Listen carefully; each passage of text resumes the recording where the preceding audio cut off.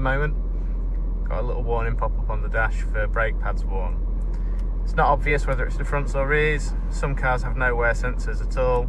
Some cars have just got them on the front because they see most of the wear and tear in the braking effort, and other cars have them on the front and rear, like the Jag. I had an advisory on the last MOT for rear pads being low, so it's probable it's those, but on a lot of modern cars it's difficult to see the pads in the caliper without having removed a wheel. So we're going to have to get it in the garage, jack it up, take the wheels off and have a little look around.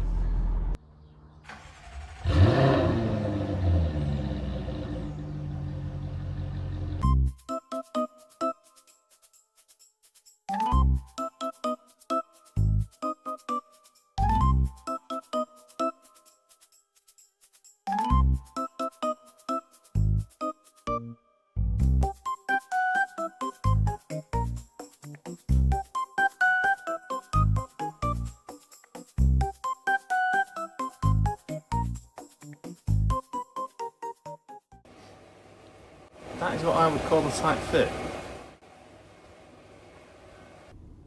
Brakes then on a Jaguar F-Type. This one's a coupe V8R model. First thing to do is jack it up and take the wheels off to check them. So we're looking then at the passenger front wheel of a UK market F-Type.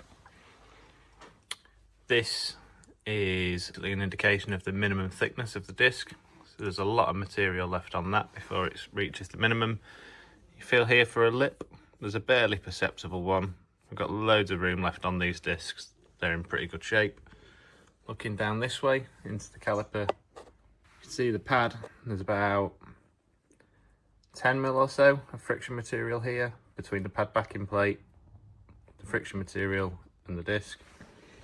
Going around the other side, this cable here is the wear sensor.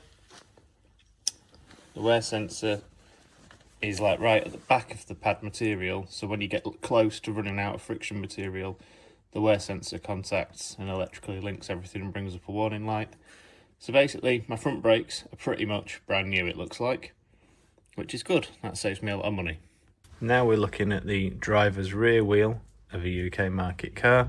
This is the only side that's equipped with a wear sensor on the rear, and you can see just in here, if I get my fingers out of the way, that the wear sensor is pretty much touching that disc.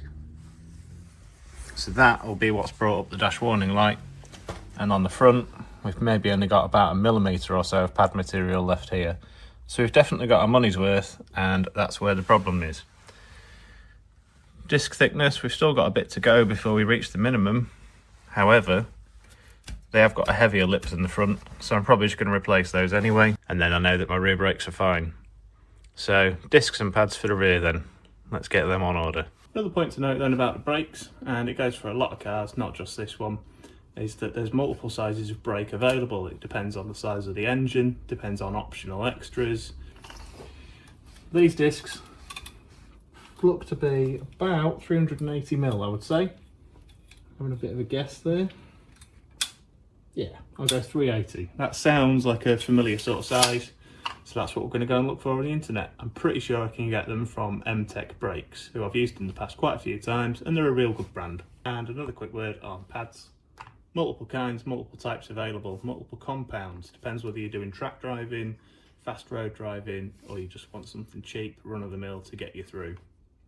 I'm probably going to go for EBC yellow stuff. It's not like a full race pad or anything. It's kind of aimed at like fast road, light track use. I've had success with them in the past, so we'll go with some of that, I think. Brakes are here and they look right, so let's look at taking the old ones off. These fittings are something I've not really seen before. They're like a little spring washer. I guess it was to hold the disc in place while the car was being assembled, because I'm pretty sure these are the original rear discs. Got a few different tools that I've picked out to try and help me take those off. Gonna have a little go at using this hook pick to try and unhook the spring and unscrew it. Let's see how that works out.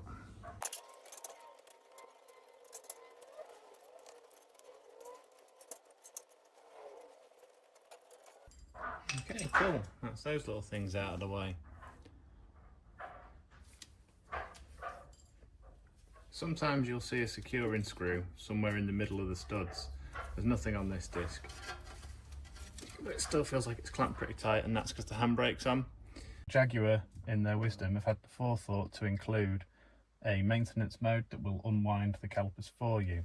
So how you use that is you turn the ignition on but don't start the engine, make sure the handbrake is wound off, which it is, then you push and hold the handbrake button 1-2 seconds, push and hold the accelerator 1-2 seconds, turn the ignition off, turn it back on, and hopefully you can hear the park brake is now in maintenance mode, is what it's telling me on the dash there. As well as low battery. There you go, park brake in maintenance mode. So now the handbrake should be wound off and you should be able to change the pads. You still might need to squeeze the pistons in just that last little bit, but that's the motor's unwound for you.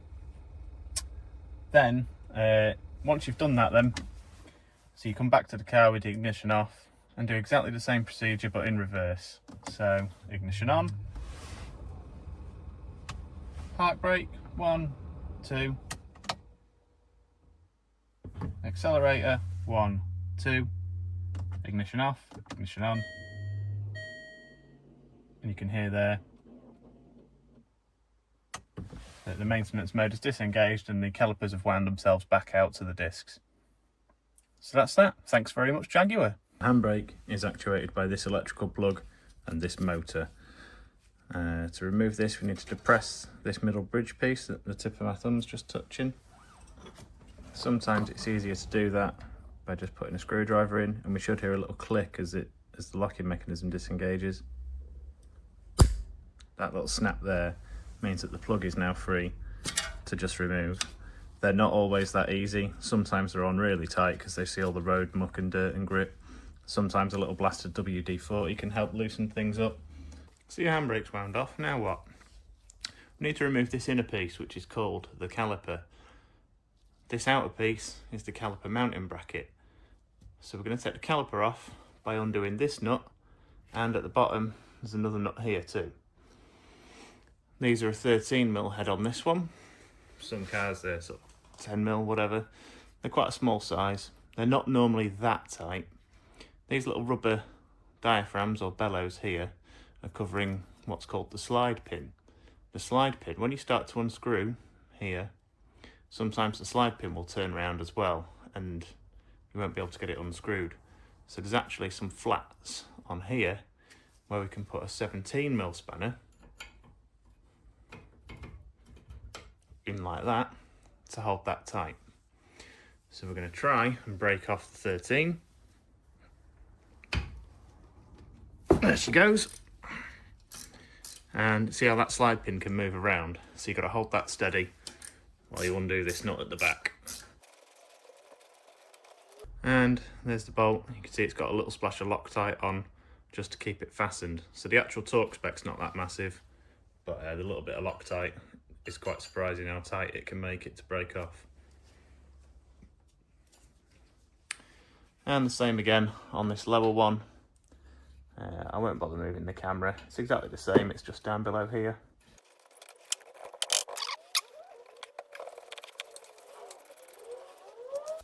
So the caliper's loose, but a couple of things to think about is that we want to support the caliper before we drop it. So I'm going to leave this bungee cord in there, and I'm going to hook the caliper onto it, and then that'll stop any strain on the brake pipes and the electrical connections at the back. There's also this wear sensor. The wear sensors are sort of threaded through the caliper, so they're also very fragile. And a new one is about 30 quid or so. So if we can avoid breaking it, we're going to try and do that. So I'm going to really gently thread it off over the top of the wear sensor to give me a bit better access. And then hopefully you can see that the wear sensor's sticking out here at the back and the cable's going through the caliper. So grabbing it near the base, just give it a wiggle and a pull, and hopefully that comes out. It's held in by this tiny little spring clip here, so don't lose that. Thread the wear sensor out of the back and out of the way safely, where we're not going to damage it and smash it to pieces. Then hook on the caliper to the bungee. And that's that. So I've done it this way round. If you were just replacing your pads, you wouldn't have to worry about the caliper carrier bracket and taking the disc off. Now you can just take the pads out. So if you were saving the discs or saving the pads, you probably wouldn't use a screwdriver because you wouldn't want to damage them. But those, I mean, there's like nothing left on them nearly. So it's definitely time to put a bin for them. Back pad, same again. Just a bit of levering and wiggling to get it out.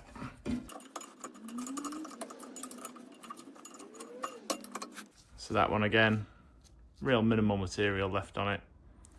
And that's where the wear sensor would sit, in that groove. And it's come flush with the wear sensor and turned on the low pad warning light. Yeah, that's that. If you run it for ages with the pad light on, eventually you'll wear away the sensor. So the level at which the sensor becomes activated obviously gets lower and lower. And then that's when you need to replace the sensor. But the sensors will go again if you've only just got the light on and you get the brakes sorted straight away. So you'll save yourself 30 quid by doing it early pretty much. These are your slide pins then, and these should just pull out. Be careful not to damage the rubber boots on them. So there's a little bit of rubber in there for like a damping effect. It stops the caliper from rattling around, and it also, I think, stops it from sliding too far as well. This little rubber boot is obviously to prevent the ingress of dust, and this grease is what's keeping it moving and stopping it from seizing up. It's a good idea to clean and re-grease these if you can while you're here. Same again on the bottom. Just going to pull this one out to try and check it over. Being careful of the rubber boot. What we're here to do then is change the discs as well.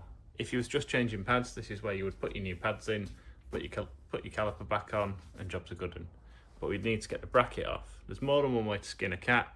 You can just take the bracket and the caliper off as one assembly, but I've shown you both ways just in case you was just doing pads or doing discs as well. So for this bracket, there's 2 more bolts. I'll try and get you a view of them, but it's going to be difficult. So we're going the other way around. On the caliper carrier, there's 1 bolt here, and there's 1 bolt here at the top, at the tip of my finger there.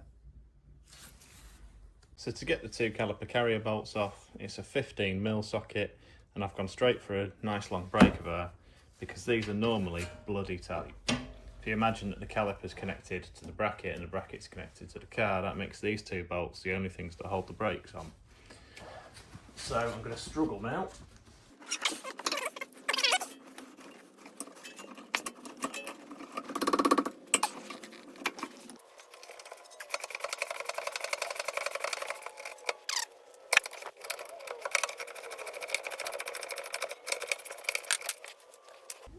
So if I had slightly faster reactions, I probably would have caught that, but I didn't. Anyway, that's the caliper bracket off then. Them 2 bolts are what we've just took out, and it fits that way normally. Now the caliper bracket's off, I'd like to remove this disc. There shouldn't be anything holding it on, but it seems stuck pretty fast. And that's because I think this is the original disc. At the factory, they probably haven't put any grease on the disc face on the back against the hub, so it's probably just seized on with a bit of corrosion. There's 2 ways of going about this really, I guess. One is to hit it with a big hammer from the back. If you're saving the disc, you obviously don't want to do that. And it also would probably put a bit of stress and strain onto the wheel bearings. I don't want to do all this work and then have to come and change a wheel bearing in a few thousand miles because I've been beating the disc with a hammer. So I'm going to try and use a puller first. And if the puller doesn't work or it's a faff, that's when I'll start beating the disc with a hammer. So, we've got our puller kit, which comes in a tray that looks like that. And when you put it all together, a collection of nuts and bolts and bits and pieces looks like this. And the idea is that you hook it onto the disc, and this centre leg that you screw in will start pushing on the centre of the hub and pull the disc off. However, there's a problem, and that is that my cheap nasty little puller kit is nowhere near big enough for a disc of this size. I've tried a few times, I just can't get it on. So we're going to the backup plan of a big hammer. So gonna just clean a bit of rust off the faces of the hub here. And we're going to apply a little squirt of some penetrating oil.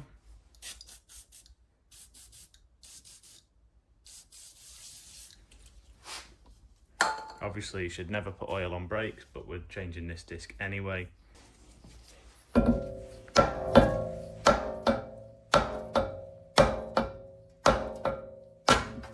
we go. So, sorry wheel bearings, but that had to be done. And then that's the disc off. And all it was the corrosion that's on this face here, sticking to the back of the disc inside here as well. Just them two bits of rust is enough to keep that stuck on pretty tight sometimes. So yeah, you might have to get aggressive with it. So when you get a new disc, it comes with a protective oil on, just to stop it from rusting. It may be part of the machining process as well.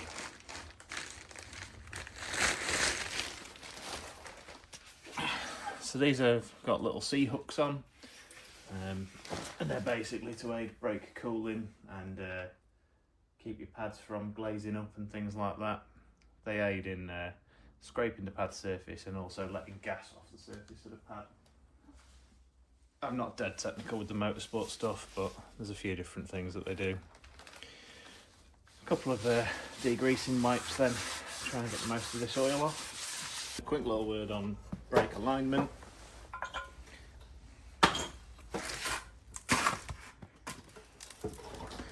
When you're looking at the disc, sometimes you'll have a surface finish, so you might have grooves on the disc, or you might have the little C-hooks like what I've gone for. But the important thing to be looking at is the veins inside. So on this, I don't know if you'll be able to tell on the camera, but the veins on this disc just go straight down, if you can see the light either side of those veins.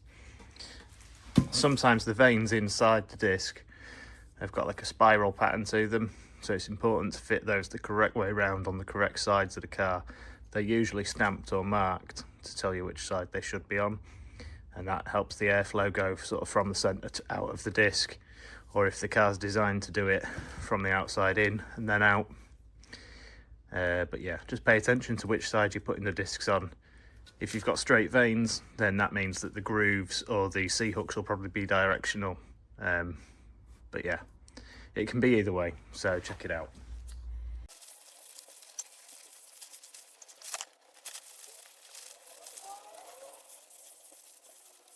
Alright, new discs cleaned up, and they've got stamped into them, minimum thickness 24mm, so that's something to reference in future.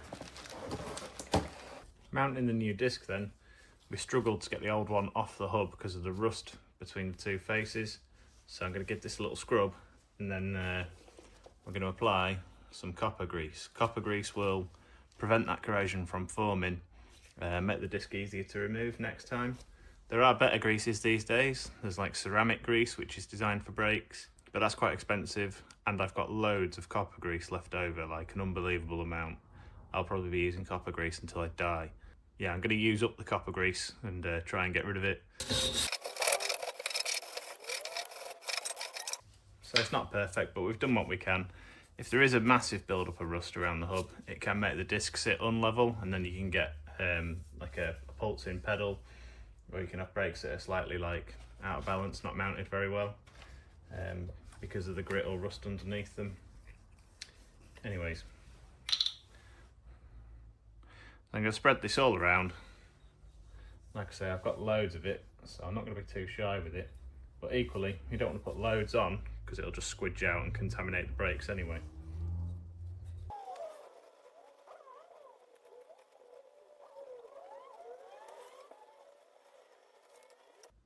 After we've coated the hub then, we're just going to coat the inside of the disc down here as well.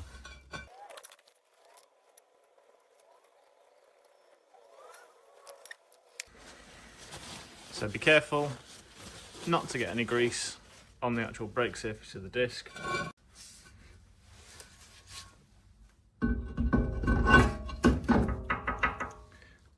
So pushing it down, you can see there's a tiny bit of excess squeezed out.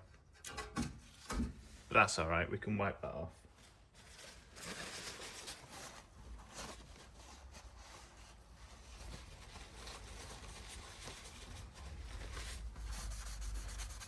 And there's always a little thumbprint. I'm going to try and put these little securing washers back on.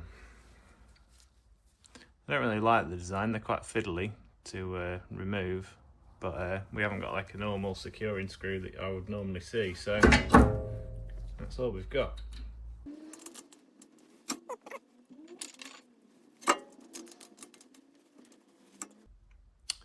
But that, with the grease on, should make it a lot easier for the next guy, which is probably going to be me, to remove again. Then it's refitting the caliper carrying bracket with the same old bolts. Some of these caliper mounting bolts are stretch bolts. I don't believe that's the case here, but you can see they've just got a tiny shred of Loctite on them. So I'm going to go wire brush these off in the bench and then apply the same sort of Loctite again. Refitting the caliper carrier, we've cleaned up the old bolts. We're going to reuse them. We've got a little bottle of Loctite thread locker there, and we've also got a torque wrench for torquing them up to a spec. Just applying a little blob of thread locker then. You don't need to go all out, just a little stripe on the bolt will do. Get the bracket roughly lined up somewhere like.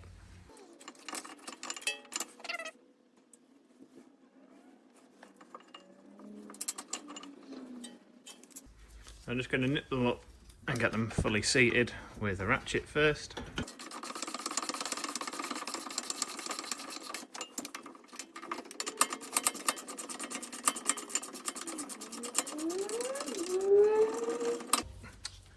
Okay, so they're fully home. Pinch the socket, switch it over to the torque wrench. If for whatever reason you can't find the torque value for whatever car you're working on, a good rule of thumb to use is what the wheel nut torque should be, because they're generally a similar sort of size of bolt and are quite often a similar level of tightness.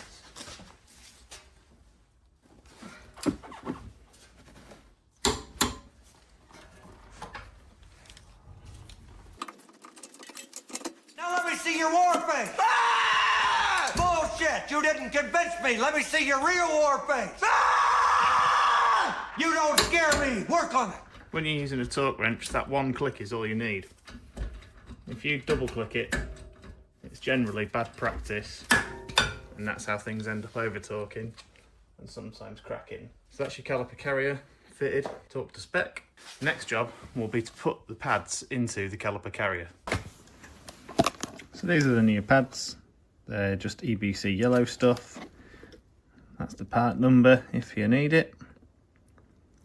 For the rear of a Jaguar F-Type.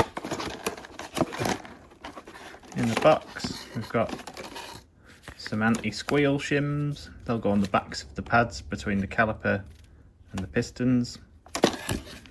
Little leaflet on general safety notes and that for fitting. Whatever. And then the pads themselves look like this. They are indeed made of yellow stuff. And they've got this red rippled coating on, which, as it says there, is called braking. And that's basically to bed the pad and the disc together and give you good braking right from the start without having to do any sort of bedding in cycles or anything like that. So let's get these fitted. The anti-squeal shims then are separate on these pads, and they just slot over the back of the pad like so. They sort of clip into place, they're slightly sprung, and the coating on them is slightly rubberized to the touch. It's kind of like a plasti dip type finish that these have got. If we look at the OEM pad, these have got like a heavy duty, slightly spongy rubber built into the backs of them. So that's why there isn't a separate plate on them. It's bonded to the back of the pad. There again, we're going to use some copper grease to fit these with. So I always do a little dabbing on the back of the pad itself, like so.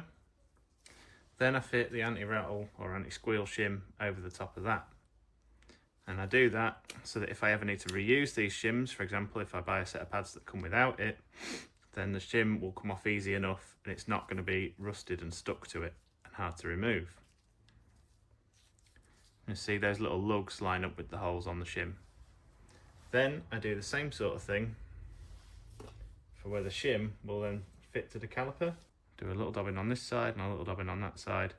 Again, you don't need to go overboard because anything that comes off is likely to contaminate the brakes. So I do 2 little fingers like that because the caliper has got 2 little fingers that wrap round there and there. Then I also just put a tiny bit around the edges of the pad here, and that helps stop a little bit of squeal. Just around the mounting lugs and the clips where they're going to fit in.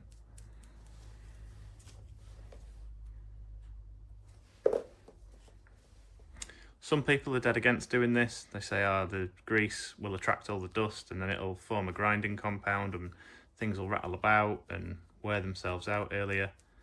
But for me, I think it just makes the brakes that little bit quieter and that little bit easier to replace next time. Sometimes if your pad has been bashed about in the box, these clips can go out of alignment, which can make them harder to fit. So if you're really struggling to get it in correctly, have a look at them clips, see if they need bending back into shape or anything.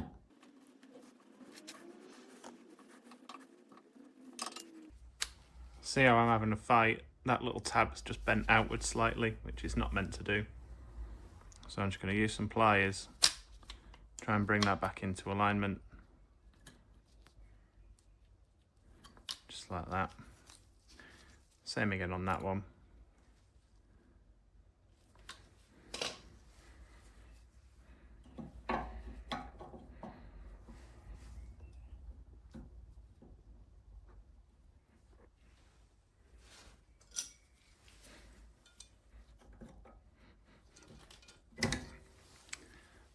It's important to get that clip lined up correctly, otherwise the pad won't be able to move freely in the bracket like it's designed to. So that's the bottom and the top, and the pad's seated properly now. Same again on the back then. I've done the same thing by greasing underneath the anti-squeal shim. The only difference is I've greased a circular bit in the middle because that's where the piston of the caliper, which is this circular piece here, is going to contact the pad. Just before we wind the caliper back then, pop the bonnet, lift that up. 3 little clips here, 1, 2, 3. Try not to lose these because they love to ping off and rattle down into the bottom of the engine bay, like that one just did. Under here is your brake master cylinder. Just loosen the cap on that, because we're going to push the piston back in to get the brake caliper rewound and get enough space to put it over the pads. So you'll be basically pressurising this little pocket in here. So to stop the pressure from building up, just loosen the cap. It'll make it easier to push in.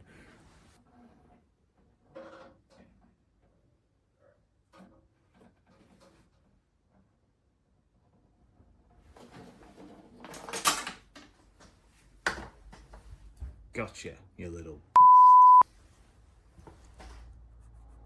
So we've taken the master cylinder cap off, and we've refitted the anti-squeal shim to the back of the rear pad, which you might have noticed I missed.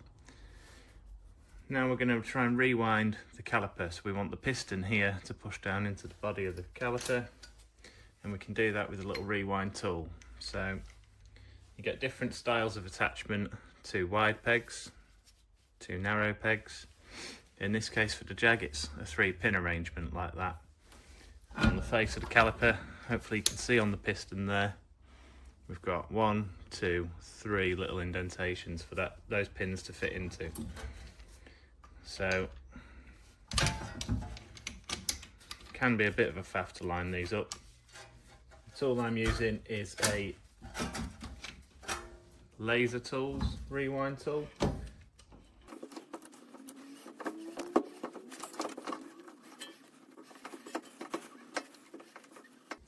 Something else I do prior to rewinding is get some lubricant, any kind, and just put it down the edge of the seal there. You can pry back the seal with a screwdriver, open it up, and put a bit of lubricant in. Just makes it a bit easier to do.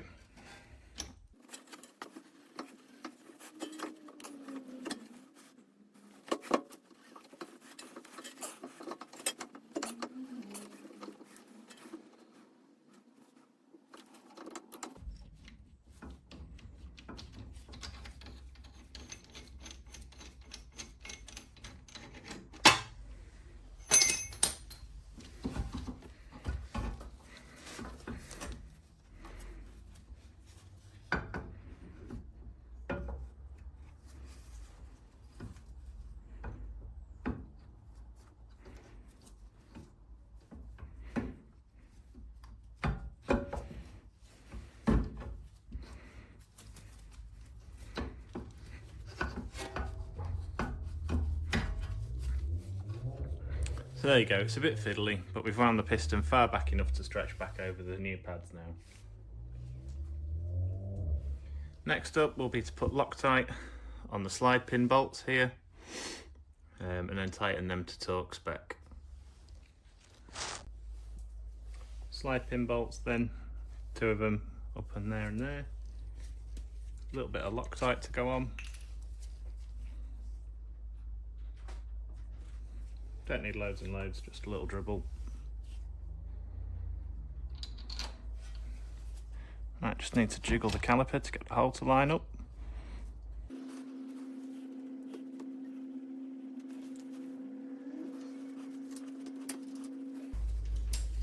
Torque spec on these then is 35 Newton meters.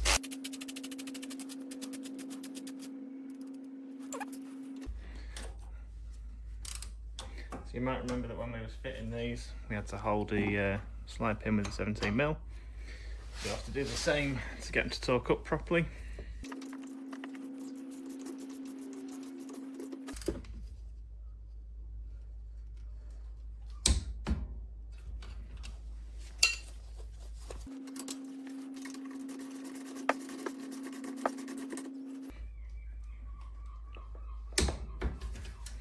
There we go, that's them in and torque. Can refit the little electrical connection for the handbrake motor, and then we would fit the wear sensor, but I was filming this trying to fit it, and you might be able to tell I've broken that. It's dead easy to do as well, so be careful. Look, they're only flimsy, and since this is already broken, that's how flimsy they are. Look, you can snap them to bits with your fingers, so yeah, be dead careful.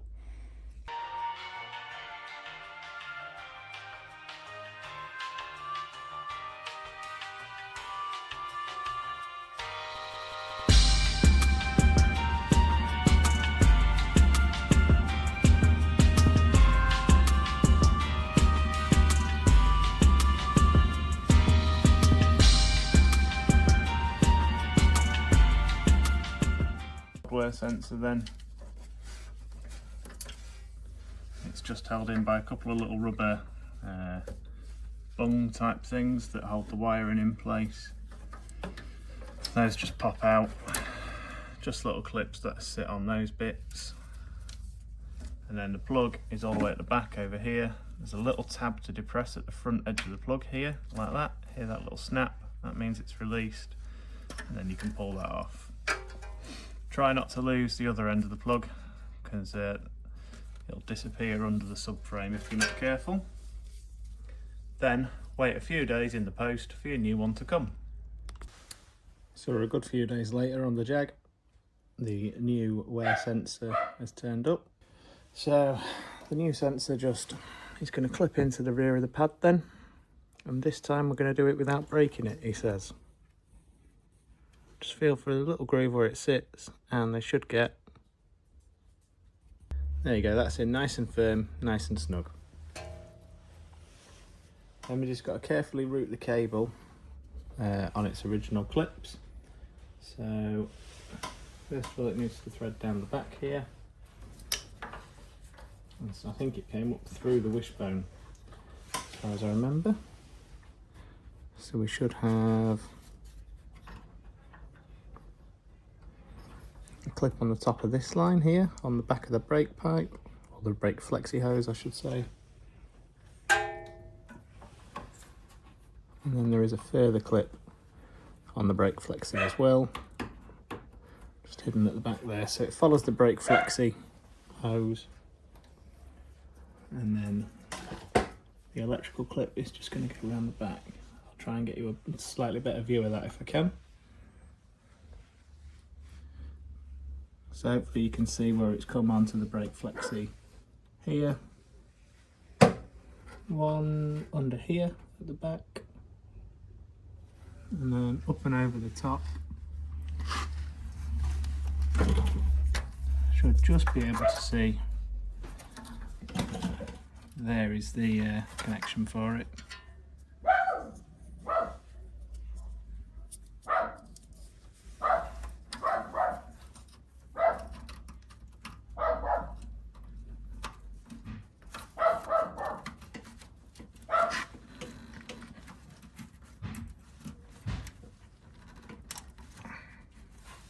There we go, fitted.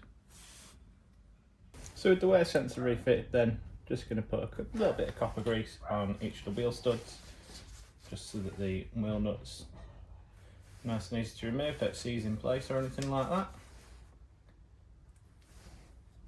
And I'm going to put a tiny bit of copper grease on the face of the disc where the wheel will contact, because it's not uncommon for the wheels to seize on as well.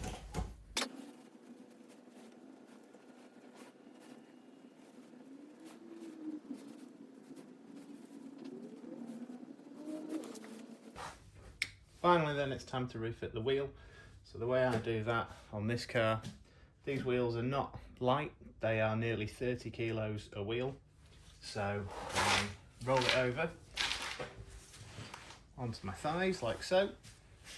Then I use my knees and my thighs to support the wheel, rather than trying to strain my back.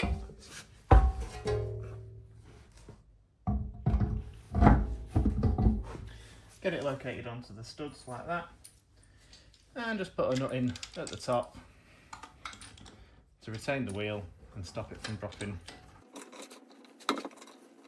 like so. And then the wheel's not going to fall anywhere, and you can do the rest of the wheel nuts up at your own pace.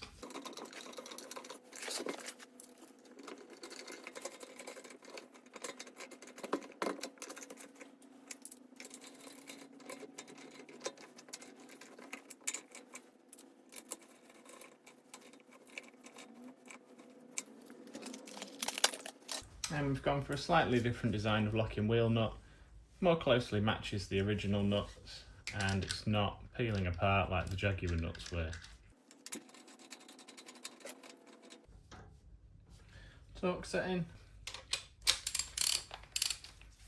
and then to do the wheel up you want to work in a diagonally opposite pattern.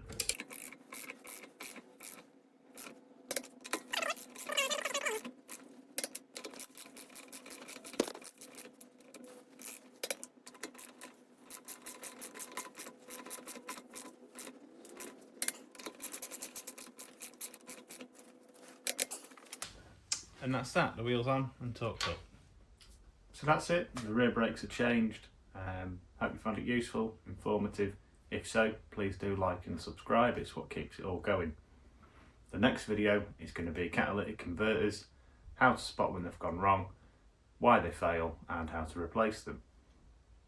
I'll play you out then, I suppose, with the sound of my people. Thanks very much.